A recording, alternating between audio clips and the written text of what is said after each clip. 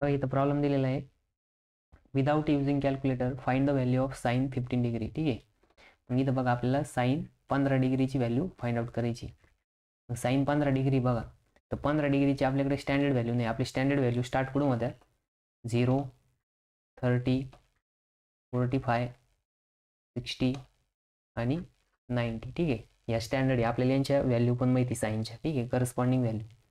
मग आता इथं बघा अशा दोन व्हॅल्यू सिलेक्ट करायच्या, ते एकमेकांमधून सबस्ट्रॅक्ट केलं तर 15 आले पाहिजे, किंवा एकमेकांमध्ये ॲड केलं तर 15 आले पाहिजे. आता इथं ॲड करून काही पॉसिबल नाही, कारण की 15 खूप छोटी व्हॅल्यू आहे. मग आता जर 30मधून 0 मायनस केले तर 30च येतं, पण 45मधून जर 30 मायनस केले तर 15 डिग्री येतं.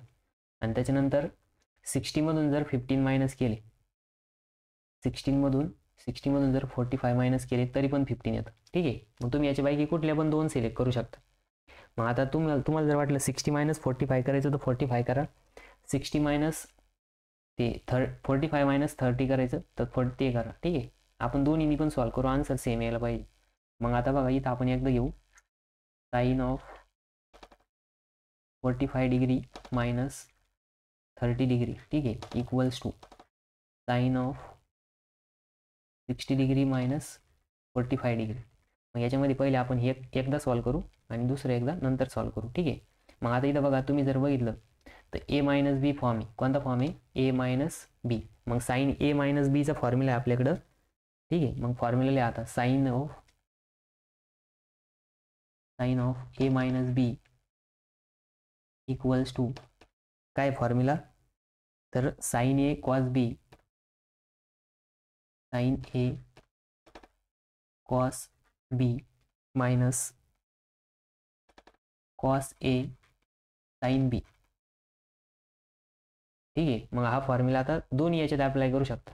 आता एक बाजूला पहिले आपण अप्लाय करू, नंतर दुसऱ्या बाजूला करू. दुसऱ्या बाजूला म्हणजे एकदा 30 मायनस ते 45 मायनस 30ला करू, आणि 60 मायनस 45ला एकदा करू. ठीक आहे.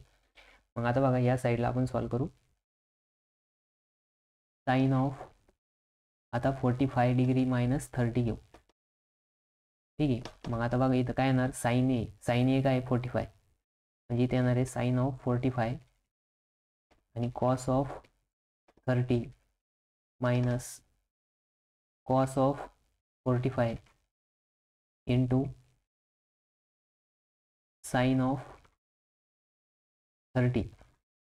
ठीक आहे. म्हणजेच sign A cos B, sign 45 cos 30 minus cos A sine B cos 45 sign 30. ठीक आहे.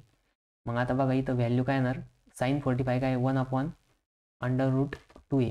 ठीक आहे. त्याच्यानंतर ना कॉस ऑफ 1/2 मायनस, आता कॉस 45 काय राहतं, मायनस 1/√2च राहतं कॉस 45. ठीक आहे. साइन 30 राहतं 1/2, आणि कॉस 30 जे आहे 1/2 नसतं. ठीक आहे. कॉस 30 √3/2 राहतं. ठीक आहे. मग आता बघा इथं मल्टिप्लिकेशन करावं, इथं येणार आहे √3/2 मायनस 1/2 मग इथे येणार आहे √3 मायनस 1/2 म्हणजे कशाची व्हॅल्यू आली, साइन 15 डिग्रीची आली. ठीक आहे, साइन 15 डिग्री. आता बघा या साईडला एवढी व्हॅल्यू आली, आता या साईडला पण तेवढीच यायला पाहिजे. ठीक आहे. मग आता आपण इकडच्या साईडला सॉल्व्ह करू वेगळ्या पेनने. सपोज आता इथं गुलाबी पेनने सॉल्व्ह करू. ठीक आहे. मग या फॉर्म्युल्यात पुट करा. आपण इकडे काय घेतलं आहे, sine of 60 degree minus 45 degree equals to काय येणार, sine 60 degree cos 45 degree minus cos 60 degree आणि साइन 45 डिग्री. ठीक आहे, साइन 45 डिग्री इथं लिहितो साइन 45 डिग्री. ठीक आहे. मग बघा आता इक्वल्स टू साइन 60 किती राहतं, √3/2 राहतं, आणि कॉस 1/√2 राहतं. ठीक आहे.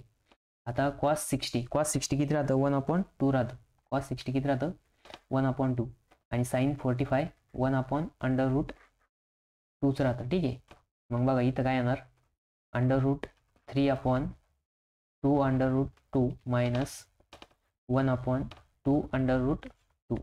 मग इथे येणार बघा न्युमरेटरला √3 - 1/2 √2. ठीक आहे. मग इथे येणार आहे साइन ऑफ 15 डिग्री. मग बघा दोन्ही साईडला आन्सर कसे आले, सेम आले बघा. ठीक आहे, दोन्ही बाजूला आन्सर कसे आले, सेम आले. आता पेपरमध्ये तुम्ही कोणता पण एकच सॉल्व्ह करायचं. ठीक आहे, हे करा नाही तर हे करा.